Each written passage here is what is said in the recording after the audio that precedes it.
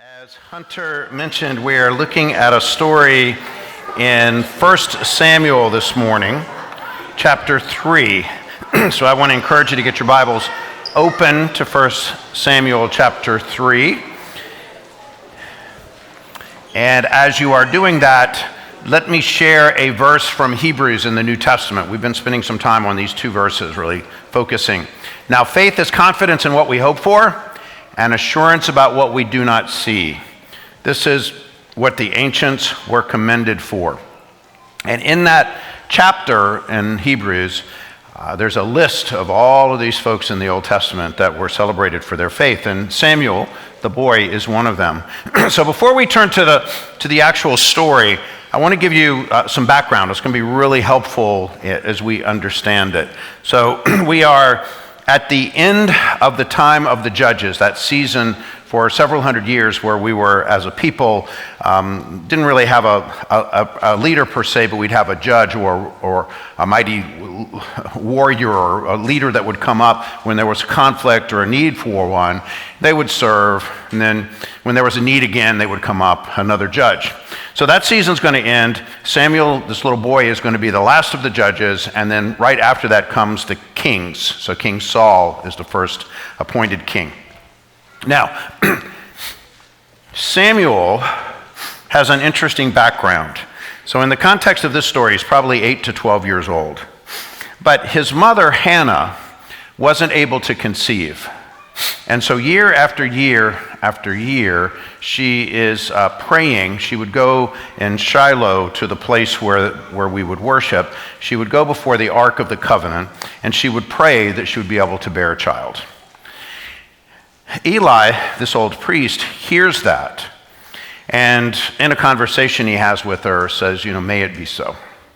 And so she goes back, and she conceives. And she has declared that if she has had this child, that she would dedicate the child to God.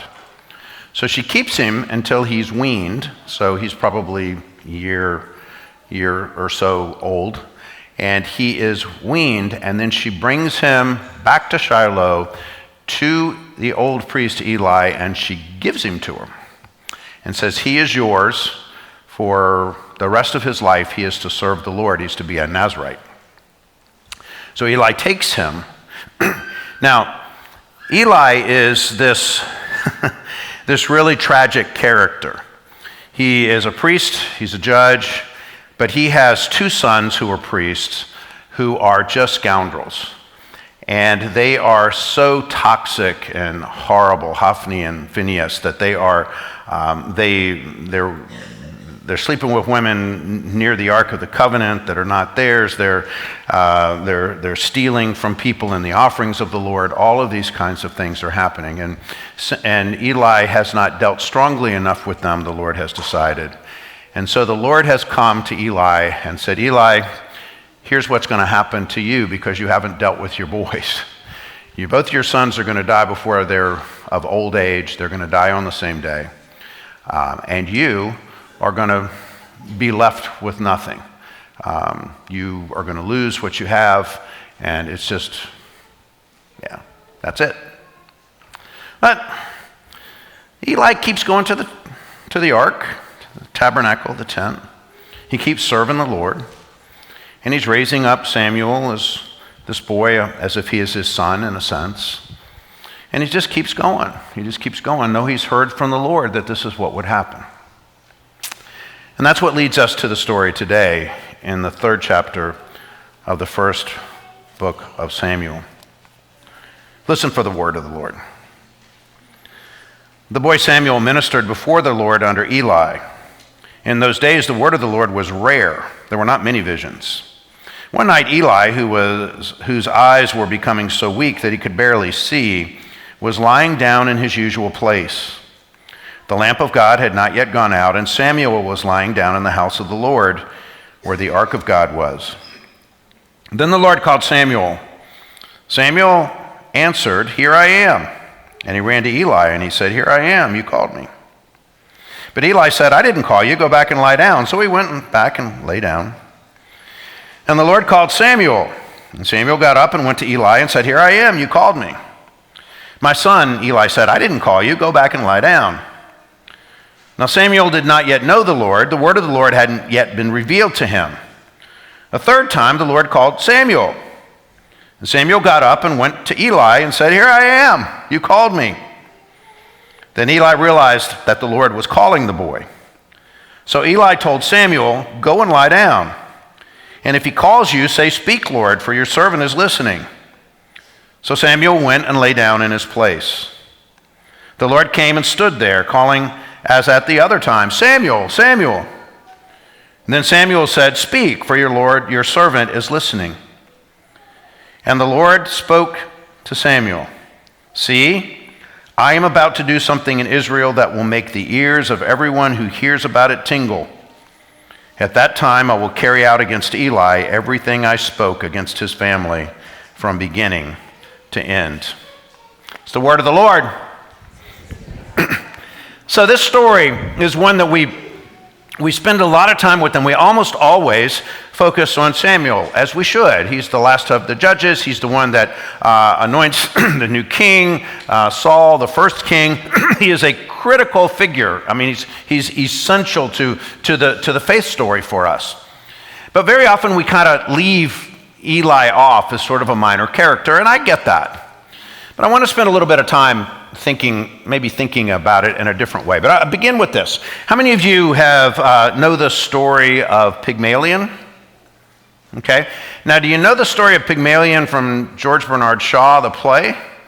That then was turned into My Fair Lady? Or do you actually know the myth of Pygmalion? So the myth of Pygmalion is really fascinating. So the story is, back in the olden times, there was a man who was a sculptor who lived on the island of Cyprus. And he decided that no woman would be perfect enough for him. He had looked and he'd looked and he'd looked, and every woman he saw an imperfection, and that's not what he wanted. He wanted a perfect woman. So he decided to sculpt one. And so he sculpted out of this marble this statue of the perfect woman. And he fell immediately in love with her. And he would bring her flowers. He would bring her food. He would come and he would talk to her. He would sing to her. He would do all these things. I mean, he became obsessed with this statue that he had made of the perfect woman. So he cries out to the goddess Aphrodite. Now, you know Aphrodite, right? You know what she was, where we get aphrodisiac, so you kind of know where that's going? Okay, so he cries out to her, and he says, "Make her real." And Aphrodite made the statue come to life. And she became, for this sculptor, Pygmalion, she became living and alive, and he married her. And it is one of the very few Greek myths that ends with a happily ever after. They went off, had children, and everything was absolutely perfect. That's where Pygmalion starts, right? So then you can start to see with Shaw's play or My Fair Lady or what's going on in that. There's also something in the world of psychology that's talked about all the time, the Pygmalion effect. And the simple idea is that your expectations shape your experience. So let's dig into that. In our legacy journal that Megan is going to be working on at some point in her life, I'm going to guarantee you I'm going to see that journal. We have these chapters today that I found really interesting, because they're like, if I entered a talent show, my talent would be, my favorite song is, my favorite holiday. Those are all great. My favorite family recipe, all of those things. And then there's a section on word of advice for us. The best advice I was ever given was from, and this person told me, the hardest lesson I ever learned. Following Jesus has taught me many things. One most important is. And then at the very end is, most importantly, never forget. And it's the only page that we have that is just a full page. Most importantly, never forget. And I think about, okay, what would be my sayings? What would be my phrases? Obviously, some from my Uncle Albert. But there's one that came up in 2011 in a book that I read, and I don't even know why I read it. But it's a book by Mark Graber called Lean Hospitals. And it's actually talking about hospitals, about how hospitals needed to be reformed and how they needed to have cost-cutting efforts and all these kinds of things. But it kind of entered into the rest of the world. And he has a phrase in it that is not new, but the way he put it together has been like the phrase of Mark Graber. He says this: you get what you expect, and you deserve what you tolerate. Right? You get what you expect, and you deserve what you tolerate. Jeff, you got that? Good. Make sure he's writing it down. So, right, yeah, you get what you expect, you deserve what you tolerate. I love it. And so it just is this sense that our expectations shape our experiment of life. They shape our life. So Daniel Kahneman, who died a couple of years ago, was a psychologist who won a Nobel Prize. Kahneman would do these experiments that were just strange. So here's one that I have always loved. He would take people and he would get water that was just about freezing. It was frigidly cold, painfully cold. And he would place people's hands in the cold water. And so he'd leave your hand in the cold water for 60 seconds and then pull it out. And then he would do another experiment with you where he would take your hand and he would put it in the cold water for 60 seconds and then keep your hand in there and gradually over the next 30 seconds, very gradually bring the temperature up to room temperature. So your hands were in here 60 seconds, 1 minute, you pull them out. Over here, they're in for 1 minute, but then you wait another 30 seconds while it gradually goes up. And time after time after time with different control groups and all of these different things. I mean, he broke this thing down. People almost always chose to do the one where your hands were in there longer and colder because you sensed that something good was going to happen. Does that make sense? Well, it might not make sense, but that's what you would do in an experiment, I'd almost guarantee you. I mean, it's interesting that there's something like that for us, like our expectations. And I think about that in the story of Samuel and Eli, because Samuel, he doesn't have any expectation. He's a kid. All he knows is Eli. He hadn't heard from the Lord yet, the Bible says. And so he's expecting when he hears something, Samuel, that's got to be Eli. It's only the two of us. I mean, that makes sense. And he goes back, and he goes back, and he goes back. And Eli, in the same way, for some reason, I mean, he's not really with it. So he hears, well, I didn't call you. And he does it the second time, the third time, and then he finally gets it, and he says, now I want you to go back and say your servant is waiting. And sure enough, God speaks to him. But I think about the context of this Eli, this old priest who's raising this little boy as, in a sense, almost as if he's his own. His two sons are just horrible people. They've ruined Eli's life. They've made him a failure as a father. They've made him a failure as a priest.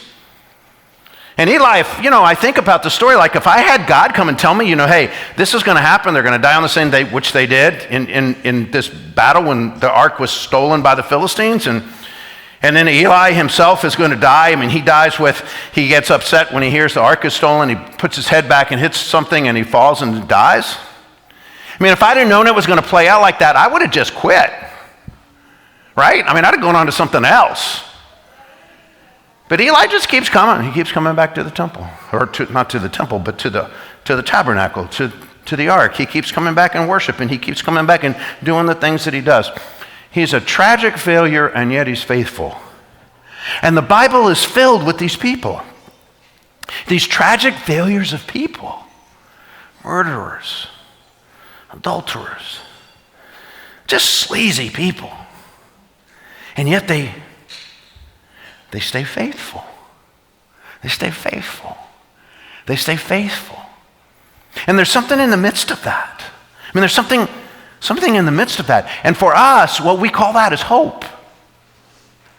We say that this is not just an expectation, but there's something in us. There's some hope that's within us. There's some hope that God's desire, that God's goodness, that God's beauty will be victorious. And it keeps us going. And this hope is so hugely practical and critical to a good life. So think about it. You ever known anyone who just everything was wrong? It's just wrong, it's just wrong, it's just wrong, it's just wrong, it's falling apart, it's falling apart, it's falling apart, it's falling apart. You ever been like that in a season in your life? We all have. If we're honest with ourselves, it's just falling apart, it's just falling apart, it's just all wrong, it's just all wrong, it's just all wrong. And when that happens, you know what happens? It is all wrong. I mean, you get what you expect, and you deserve what you tolerate. I mean, we just have this thing. It's just all fallen. It's all fallen. It's all fallen. And let me say to you, my friends, this is not a political statement. It does not matter whether you are red or you are blue or you are anything else. Our nation right now is in the throes of that. It's just wrong, it's just wrong, it's just wrong, it's just wrong, it's just wrong. And it's them, and it's them, and it's them, and it's them, and it's just wrong, and it's just wrong, and it's just wrong. And you know what happens when that goes on for us? I mean, the adversary wins, because all we do is just keep looking down here, and it's wrong, it's just wrong, it's just wrong. And we're losing the hope that's in us. We're losing the hope that's been put into us. I had a really good friend, one of the elders in our congregation, and we were having breakfast a couple of weeks ago, and he says, Jim, I have given up the news for Lent. And I'm like, okay, great. Now, this is a guy, and we talk about all kinds of things. I mean, we get into the details of all this stuff going on, right? And he's like, yeah, it's just been, Jim, it's amazing. He says, you know what I found out? I said, what? He says, I found out I have a life. And I said, yeah. And so I was telling him that this happened to me a while back. I get the New York Times Sunday edition. And my boys always say, yeah, it's good that Dad reads good fiction. So it's not I don't read it for like the news. I just like the feeling of it. It's an experience for me. And I read it on Sunday afternoon. I like the feeling of opening a page of a paper. I love the ink on my fingers. I know it's just old and stupid and all, but I love it. But I got behind. We were gone. I think it was Cheryl and I were somewhere. We were off for some weeks, maybe in Africa or something. And I came back, and I was 4 weeks behind on the Sunday Times. After a year, I'm still 4 weeks behind. I read the New York Times every Sunday, but it's from 4 weeks ago. Intentionally. You know what? I can measure 70 to 80% of it that's in that Times a month ago has no value today. I mean, it doesn't even matter today. All of that stuff is just done or resolved or gone away. Isn't that fascinating? But we're in it. We're in it. We're going to read, we're going to listen, we're going to have all this, and it just keeps coming for us. And what it does is it steals us of our hope. The Serenity Prayer that has impacted millions of people struggling with addiction in the 12-step movement. The Serenity Prayer, we believe, was written by Reinhold Niebuhr. Niebuhr says he found it written on a wall in a church in Detroit, but we really think that was his humility to say it. He was a pastor in Detroit before he became a famous theologian.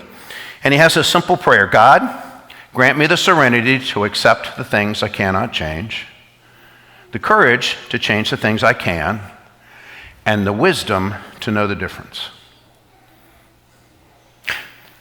God, grant me the serenity to accept the things I cannot change, the courage to change the things that I can, and the wisdom to know the difference. That prayer has shaped millions of lives of folks going through the throes of addiction and many others, because it gives us an opportunity to pause for a moment and not get into it and it's this, and to pull ourselves back and to see what really is. So I was at the Calvin Retreat Center outside Atlanta, Georgia some years ago. And I was with a group of clergy friends. And we were walking from our cabin to the lodge for lunch. And there was a big field. And there was a guy out with a bush hog, the big mechanical mower that a bush hog can mow down. You could mow down a house with a bush hog. I mean, that thing's just massive. And I'm just country guy, I'm just stop. And I'm going to look at the bush hog. This guy just knocking all this. I mean, this grass, this stuff is all up to here. And he's just whacking it down. And then all of a sudden, I saw the strangest thing. There was a corn snake. Now, a corn snake, this one was it felt like it was 5 feet long. It was a big corn snake.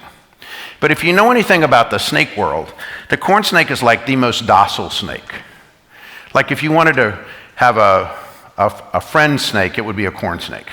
I mean, they're just nice. I mean, they're friendly. I mean, well, not really friendly, but I mean, they're docile. They ain't gonna bother you or anything. I mean, they're just a corn snake. You don't mess with a corn snake because they just got nothing. They're just nice. If you're gonna make a cartoon of a nice, friendly snake, it would be a corn snake. So this corn snake's out there, and this part had already been mowed, and I can see him, and he's just going along, and something happened. I don't know if it was that the bush hog threw up a rock, or if it was a vibration or the sound or what it was, but something happened and that corn snake stopped and coiled up and went crazy. And it just went striking, and there's nothing around. I mean, we're 15 feet away, and it's just going, and it's going, and it's going, and it's going. And it was hurt in some way, but I don't know what it was. I mean, it didn't get nicked by the bush hog, because I saw that. It had already gone by. But the thing just went on and on and on, and it just kept going and kept going and kept going. And all these friends of mine, he starts coming our way, and all these friends of mine decided they were just going to go on to lunch, because they didn't trust me that a corn snake was docile, especially this one, because it's just going and striking in the air and striking in the air. And I stood there and watched that thing. And it went and kept going and kept going and kept going and kept going. Nothing to strike, but it was just agitated until finally it became so exhausted, I thought it was dead. I never went to test if it was dead. But it was just... And I've thought about that snake almost every week over all these years, because it exhausted itself. I think it's the same for us. As long as you are licking your wounds, you'll never heal. You'll only keep reacting. As long as you're licking your wounds, all the things that are wrong, that didn't happen, or this was done to me, and I can't believe this was done to me, and I can't believe this happened. Oh, look at me, and look at this. And as long as you're licking those wounds, as long as you lick them, you're going to keep them open. It's never going to heal, and all your life is going to be reacting rather than responding. You're just going to react, rather than being able to step back and say, God, grant me the serenity to accept the things I cannot change, the courage to change the things that I can, and the wisdom to know the difference. That's a pause prayer. And this is true for every single one of us. And thank goodness for us, we believe in the salve of Jesus, where Jesus comes and finds the wounds and he works his glory. And we see it even before Jesus was born. We see it in the Old Testament, these glimmerings of what that will be when he comes. Isaiah says there will be beauty from ashes, that there'll be something bright and beautiful that will come from what seems to be the worst, most devastating thing that could ever happen to me. Oh, that's who we are. That's what our hope is, and that's what Eli was doing in some way. There was something that caused Eli just to keep going. He had no need to. He'd already been told, man, this is horrible thing's going to happen to you. And the first thing this little boy, Samuel, hears about Eli from someone else is, oh, look at these horrible things. And so Eli wants to know, and Samuel finally tells him and all that's there. But even after that, Eli keeps showing up. There's something about it. There's something that keeps Eli going. Because he expects something. I don't know what it is, but he has to expect something or he wouldn't keep showing up. And so for you, what do you expect? Can you see something bright and beautiful, or are you just too busy licking your wounds? But when we place hope before us, we see things differently.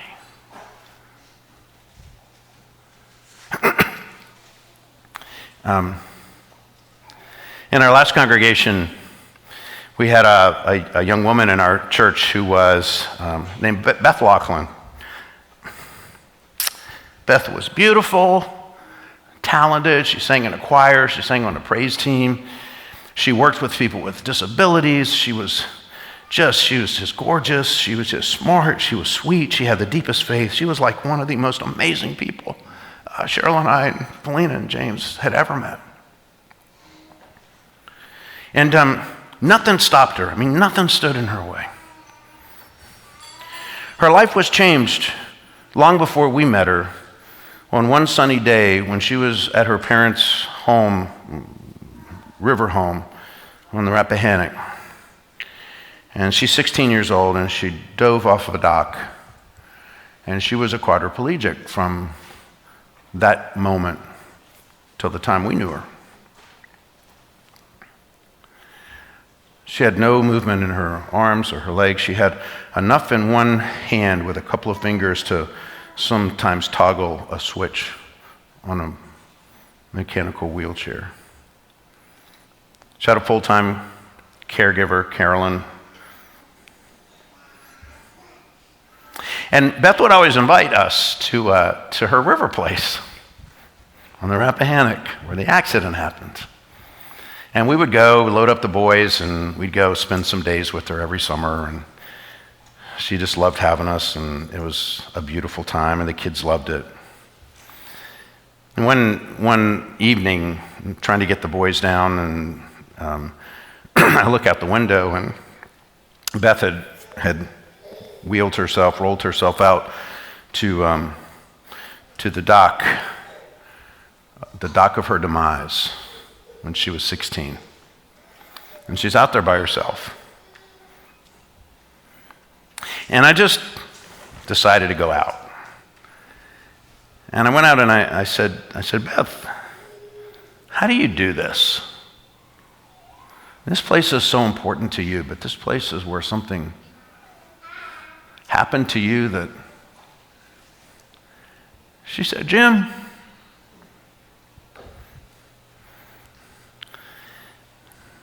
if I look down,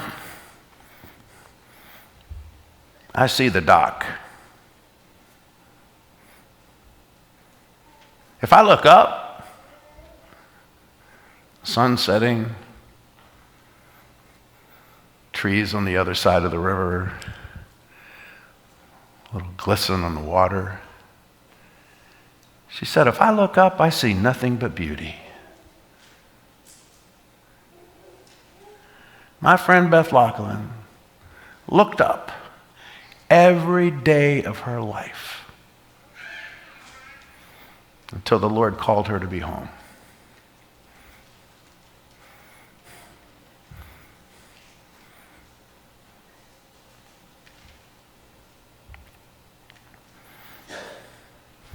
You get what you expect, and you deserve what you tolerate about yourself.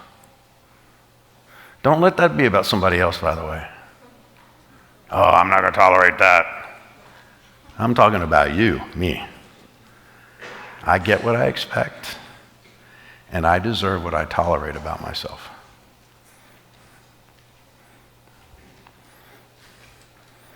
There's a hope in this world, our Savior Jesus Christ, who has promised and assured and given us definitive evidence that he has and will and always will bring beauty from ashes. That's an eternal promise. And that hope is in us.